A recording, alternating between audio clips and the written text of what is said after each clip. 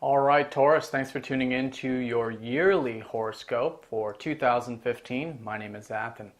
Okay, so I'm going to start off by talking about the eclipses, which give us the overall general energy, the major theme, and then I'm going to get more specific with the transiting planets and which aspects they're going to be forming for you this year. Okay, so starting with the eclipses, we're coming out of last year, 2014, with a new moon in Libra, and this is your guys' sixth house, so perhaps something to do with your guys' routine, taking care of the day-to-day activities, your health, psychological, spiritual, or emotional health, something in that nature, seeing how it's important for you to take care of your physical body, essentially. And through that, that enables you to do the things that you want to do in your life. Or it could be a new craft that some of you develop that you're starting to work on, and this is going to be the energy leading into 2015 all the way through the springtime. So it's very important, especially with all this activity with this square energy of Uranus-Pluto that I'm going to talk about, that you put in this energy into that. Take care of your health, take care of the routine, take care of or continue to develop the craft and whatever it is, that sixth house that you're working on. And through that, you're going to notice that your path is unfolding very nicely, because the eclipses, when we're focused on that general energy, things move very smoothly and generally in any area of our life when we're focused in it on that way. So in this way, it's about improvement. It's about making it, sort of better, taking care of ourselves, that sort of energy. So that's going to be leading up to March, and then in March we have the next set of eclipses. And they are happening in Pisces, which is your guys' 11th house. So what's ever leading up to that, it's going to come to a culmination since last October, whatever that is, the new sixth house stuff. It's going to culminate in the March-April time period.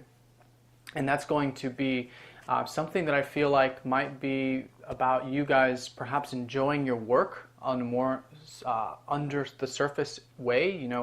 It's very important for us to enjoy what we do for a living, and when we do, then we gain that satisfaction, versus if we're just doing it for like the material side of it or the success or whatever, we kind of miss out on the actual process of the enjoyment of it. So it could be something culminating around that, and awareness about that. It could be something culminating about some ideals, perhaps something that is community-based, being more of service, perhaps, for some of you, it might be realizing that you want to start giving more, being more involved in the community or the whole global shift that's going on right now at the moment.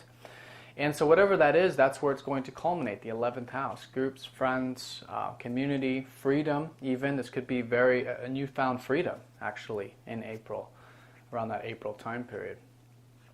So very exciting stuff. And then during that time, in March, actually, there's going to be new beginnings, where there's quote endings, there's also new beginnings. Where there's culminations, there's new beginnings. So the new beginning is in that same sector, and I think whatever that is, maybe it's a new project with the community, getting involved in a more community level, with groups, with friends, feeling into your work on the under the surface way, whatever it is, that's going to lead into and create the energies from that springtime period into the fall time period in September, when we have the next set of eclipses. So from that point, from spring to fall, basically use that time to really tap into your freedom, get involved in communities, do those things, be more selfless, more giving in what you're doing, and you'll find a tremendous amount of flow in your overall experience. Okay, that's where the energies are in flow for you. Now in September, we have a brand new set of eclipses, and this is a solar eclipse, which is the new moon energy, the new beginning in Leo, which is your guys' 4th house. So this could be perhaps some of you a new home, changing home, a new perspective on home, a new family member perhaps, that's new moon in the fourth house, it could be the case. A new perspective on family, perhaps understanding more about your roots, but overall just feeling, I think, a sense of newness with your whole foundation in life, where you are, not just physically, but where you are spiritually and emotionally, very important, which is the bottom of the chart, the fourth house. So a new beginning there, and that's where, there's going to be a culmination. And the culmination is going to have to do with the joy, with happiness. There's going to be the lunar eclipse happening in September in your fifth house. So whatever it is that you guys are working on, that's that 11th house stuff from April through September, it's going to culminate in some way that I think you're going to see the more enjoyable side of life. Something, could culminate in terms of something that puts a smile on your face. That's the fifth house. It rules creativity. It rules children. Some of you, this might be, new child, or new, again, maybe this is related to a new family member in some way. Maybe not your child, but someone else's. Playfulness, creativity, that sort of thing. That's all fifth house as well. So whatever it is, it's very, very nice energy. And it's, I think, seeing that when you are giving, being of service in some way, it's really, vibrating your life. It's enlivening your life and helping you enjoy it more, perhaps more free time, more creativity, more fun. And that's what's going to come from it. And that's going to start, I think, that sense of newness in that fourth house, or in that, in that fourth house, which is home, family, and root sector. Okay, very exciting stuff.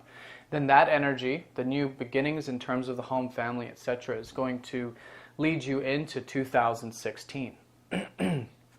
So that's going to be for the remainder of the year. Okay.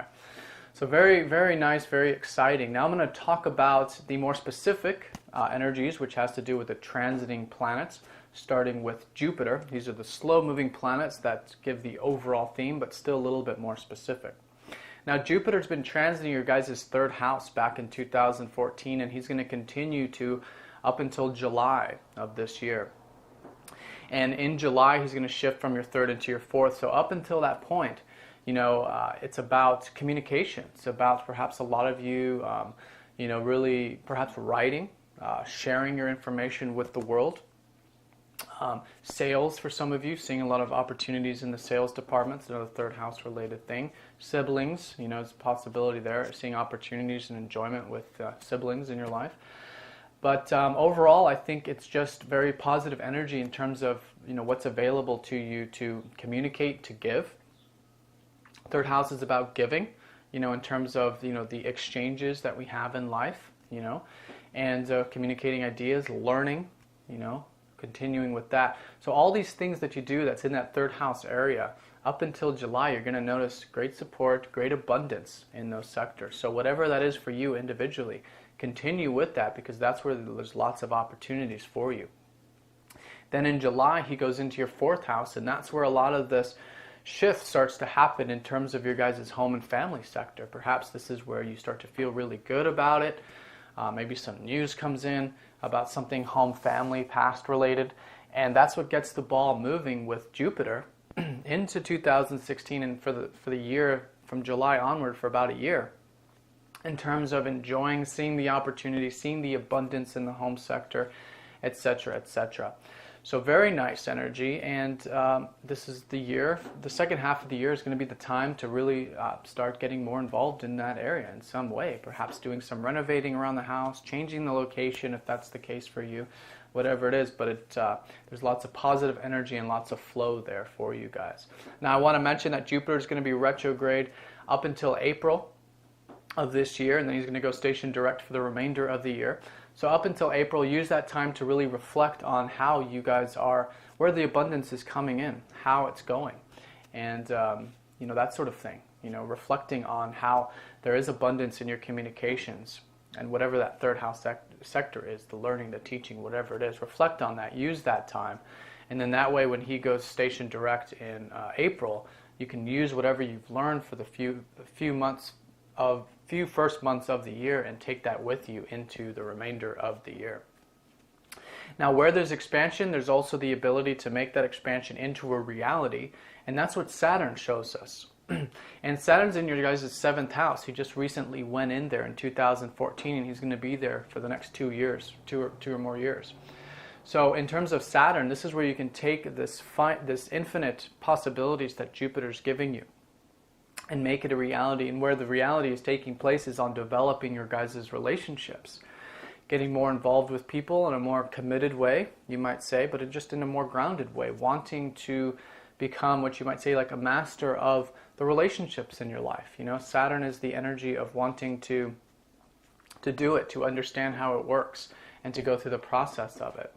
So for some of you, this could mean, you know, marriage. It could mean something where you become more committed to someone in particular, but I think overall it's just more committed to all of your relationships. Also, legal matters is also a seventh house thing. Anything that involves sales, when it's kind of mutual, like a service industry type of thing. Two people, business partnerships, all of that kind of stuff is ruled by the seventh house. So with Saturn there, it's an opportunity to really get grounded with it, get real with it, and turn it into something, you know, long term. Setting any plans, over big picture plans this year that has to do with relationships in some way will really benefit you when you take it in that very grounded approach. Now I'm going to talk about the very slow moving planets, starting with Uranus, that, you know, this is they're very, very slow. And so this has been an ongoing theme, but it's helpful to know where they are because for a lot of you, they're going to be forming aspects to your personal chart. Oh, and by the way, Saturn's going to be retrograde from March through August. So during that time, March through August, middle of the year, you might say, early middle, use that time to really reflect on relationships and see how you can develop them a little bit more. And that March and August months in particular could be a shifting time in that relationship sector. Okay, so back to Uranus. Uranus has been transiting your guys' 11th house, which is this freedom that I was talking about in terms of being maybe a part of the community in some way or getting more involved, seeing how there's a tremendous enjoyment to what you're doing in being of service. And so whatever that is, there's a tremendous amount of freedom that you can have from that, but it's realizing that it's already there. You know, the Uranus can be very close to that south node for the whole year. And with all these aspects, with the eclipses and the square with Pluto and all this, it's very important that we remember that we already have freedom and we don't need to get it. There's nothing we need to do to get more freedom in our life. It's already there. It's just a matter of seeing it. And so seeing how there is already freedom in terms of its enjoyment of what you're doing to give back, to be of service, and to perhaps do it, perhaps be a little bit more active with it. You know, perhaps getting more involved with the community, etc. You'll find all of this much more freeing and more in alignment. You'll be much more in alignment with your true, authentic self, you might say. Now, also, as a big picture perspective, is we have Neptune in Aquarius along with Chiron. Okay, and this has been an ongoing thing. And so for you guys, that's your 10th house. So there's this nebulousness wherever Neptune is, a sort of fog, but it's spiritual fog. It's helping you get more connected to your spirituality. And it's happening in that work sector, in the 10th house. So it's not just your career, it's also anything that you do to give back to society. And so over many years, you guys have perhaps been realizing that deeper connection to your work that I was talking about, but also how you can be more spiritual. Or how whatever you're doing actually has a spiritual impact on those people that you come in contact with, whether it's your clients or whoever you're working with. And having a work, it's very important that you guys continue to modify your job or your work or whatever you're doing for the public in a way that's more in alignment with your spiritual self and bringing more peace. There needs to be nice peace and tranquility in the workplace, presence. And so, or whatever it is that you guys are doing for service. And so through that, naturally, there's that enjoyment. There's also spirituality developing through that as well. Now, Chiron's been transiting there too, so perhaps there's some insecurities involving the work sector or the public sector. And so whatever that is, just continue to work on it. You know, be there for yourself, nurture yourself, because Chiron is actually where you're really good, actually. You have a very good traits and talents. We all do, but this is an area where Chiron's showing you that you already are, you know, perfect. You already are great, good enough for whatever those work and service-related things are. So, but there's going to be some healing that might need to take place, and for individually for all of you, that's going to be different depending on how these are aspecting your personal charts. But just keep in mind to be there for yourself, nurture yourself through that process, and naturally healing that sector as well. And doing a work that's more in alignment with what you're really about, a little bit, and adjusting it to make it so. Now, the slowest mover, Pluto, he's been transiting your guys' 8th house for a long time, and this has to do with changes to how you guys see life in terms of the beginnings and endings. This has been, creating a transformation process through seeing how life has beginnings and endings, going with the flow, non-attachment, not attaching to any particular outcome, to any situation and how it needs to be, releasing any bonds that are just keeping you in bondage, that you are not needing in your life. Maybe it's through debt, maybe it's through some relationships in your life where because the 8th house has to do with shared resources, and so with Pluto there, it's removing yourself from any shared resources such as debt, etc., or dependency on other people that isn't allowing you to be your true self, your true spiritual self. So continue to release any attachments that you have, because it's those attachments where that bondage or that connection is taking place. And you have to look individually into what that is for all of you, individually. So looking past all the conditioning in terms of what you think you might actually need, you'll find that that may not be so. And so stripping away all that extra gunk that we've got conditioned onto us that we thought we needed in that area for you, you can release. Just let it go. Accept it, release it, and then naturally through that bondage or that attachment will naturally go. Because attachment is really just fear. And so there's some sort of fear or fears associated with that, with the connections with others through shared resources, or perhaps just with the emotional sides of life, realizing that life doesn't need to be up and down, up and down. It can be peaceful, it can be tranquil, and that sort of thing. So focusing on that, letting go of any attachments in that sector. Okay, so now I'm going to go ahead and talk about the aspects that are taking place specifically through the year involving these slow-moving planets. So starting in January, that Uranus-Pluto square has been going on for many years, for the past couple of years. And so now we're coming up to the final aspect of it in March. So taking the time from January, February, and March to make whatever changes in your life, especially in that 8th house area that I mentioned with shared resources, and also with the 11th house stuff of the deeper meaning of your work, or the giving aspect of it. Those areas are being strongly highlighted right now through those months. Okay, so it's important that you make whatever changes are necessary in those areas. And so be active, be the willing participant to make those changes, and you're going to notice that these few months of the year can be very productive, and you can actually get a lot done in terms of it, because this is it. After March, there's no more aspect there. Okay, so whatever's done is done. Whatever work was done is finished. So use this time now, it's the last stretch of it, to make those changes. And we all know deep inside, if you need to do some inner work, do it, but we all know deep inside what changes we need to make in our life to make our life more enjoyable. Okay, and more in alignment with our freedom and our true self. Now, January is a very strong month associated with that, because Pluto's going to be squaring up to the North Node. And so for you guys have actually had your North Node in your 5th house, which is really nice. The 5th house has to do with enjoyment, you having a zest for life, enjoying what you do in life. Also, children and creativity, new projects, new ventures, entrepreneurship, all of this stuff is 5th house related. So that's where the major focus is for you guys, and that's where this, like I said, later in September, there's going to be something new starting there. But focusing on that, focusing on bringing more enjoyment in your life, it's very much, the focus point. And that's what the North Node is trying to move you into that direction. So focusing on that, you'll see that you'll be much clearer about what changes need to be made. So make whatever changes that are going to enable you to enjoy your life more, especially around that January time period, and let go of any attachments that are getting in the way of that. And also in terms of Uranus, let go of any old notions in terms of what giving is, or what being a part of a community actually means.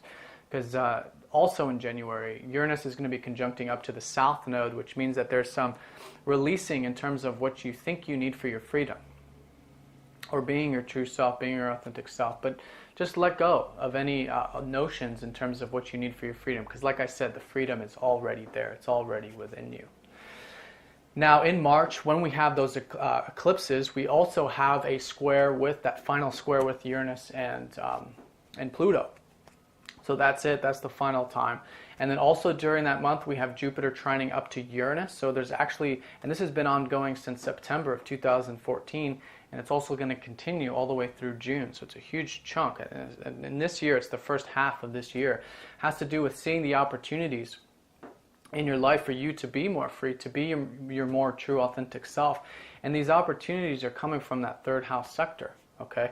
So there's something related to the teaching, the communicating, the sharing that's enabling a sense of freedom. So there's an opportunity there, and it's not a given.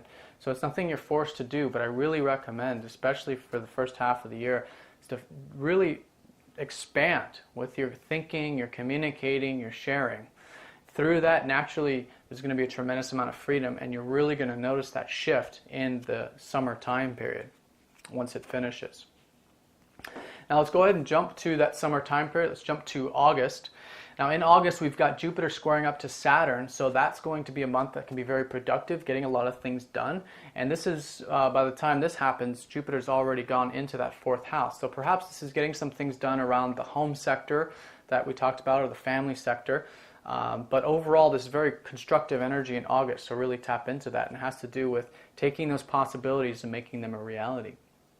It probably has something to do with that fourth house, but it probably also has something to do with relationships as well. But utilize it, because that's very, very constructive use of the expansiveness with the finite creation.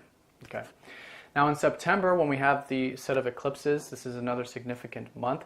We have Jupiter opposite Neptune, and we have Saturn sextiling up to the North Node. So in terms of Jupiter opposition, this is actually benefic opposition, so it's not as difficult. But the key here is to balance, and it's balancing, in essence, whatever you guys are doing for the public with your home and family situation, or whatever's changing in that fourth house. So just bring those two in balance, but I think that'll naturally be there, and watch any excess of one or the other. But when you have that nice balance of home and family with your work or your public stuff, you'll notice that it's creating, very nice flow, especially with Neptune there, and lots of opportunities as well with Jupiter. So maintaining that harmony is going to be very important for you guys around that September time period. And then also putting in energy into whatever this this creative project is, whatever it is that you guys start around that that new moon energy, that's coming up for you in that September time period, which has to do with the home and the family and whatever, sort of stuff that is. But use it. Again, just like in August, use the September time period to continue to put energy and productive work into home, family, or whatever that stuff is. And overall, taking care of your enjoyment in life, having fun, finding the time to enjoy yourself as well. Now in October, we've got Jupiter trining up to Pluto. Again, very constructive, very benefic. Okay, this is an opportunity to make constructive changes in terms of releasing any of this 8th house stuff we talked about with other people's resources, with change in life. Lots of positive energy going into that, and I think it's support from perhaps home, family, something in that nature, supporting you. Maybe it's a family member supporting you to help you get out of debt or something, or whatever it is. There's lots of support coming from the home and the family to help you release a lot of the attachments to those 8th house things. So whatever that is, in that October time period, allow that help to be there. It's just trying, it's not a given, but it's there. So allow that help to be there, to come in, to come forth, and to perhaps take charge during that time. Make those changes. Use that month to really make some significant changes in that 8th house sector. Now, the last set of aspects are in November, and this is Jupiter opposite Chiron and Saturn squaring up to Neptune. So in terms of November, again, some balancing with the work and the home kind of energy here, and that can be very healing. And then in terms of Saturn squaring up to Neptune, this is very constructive in terms of the work sector, actually. Home and not so much home and family, more of the work sector and what you're doing to give back to society and the public. So I think that's when things really start to get emphasized in that area, and there can be a lot of productive energy, especially when it's being used in that Neptunian way that we talked about, with presence, flow, having that spiritual connection through your work. Okay, utilizing this energy the best, and balancing. It's very important during this time too that you balance your relationships with whatever you're doing on the work sector as well. All right, guys, so I'm going to draw a card and see where Spirit would like a little more emphasis for this month. Okay, Uranus. Well, maybe that's an indication to talk a little bit more about the freedom side of all of this. You know, Uranus in Pisces, and it's about being your true authentic self, and transiting your 11th house has to do with, you know, you being yourself in the community. Seeing how you are one very important spark to all of the changes that are taking place in the world, in your community, being more actively involved. And through that, naturally, you know, you tap into your true self, because your true self wants to give. Your true self wants to be active and have a role in those areas. And so perhaps just allowing that to come forth. You know, but, you know, letting go of any old notions in terms of, you know, what that actually means. You know, with the South Node suggesting that there's some releasing that needs to take place there. But all in all, I think this is just a reminder to be yourself this year. Enjoy yourself. Make it exciting. Notice how Uranus is holding the whole universe in his hands. See the endless possibilities that are available to you. Be your true self and enjoy yourself, guys. All right, so I hope you enjoyed. I hope you guys have a great year, and please get in touch if you'd like a personal reading. You can click the link on the following page, and I'll talk to you guys next time.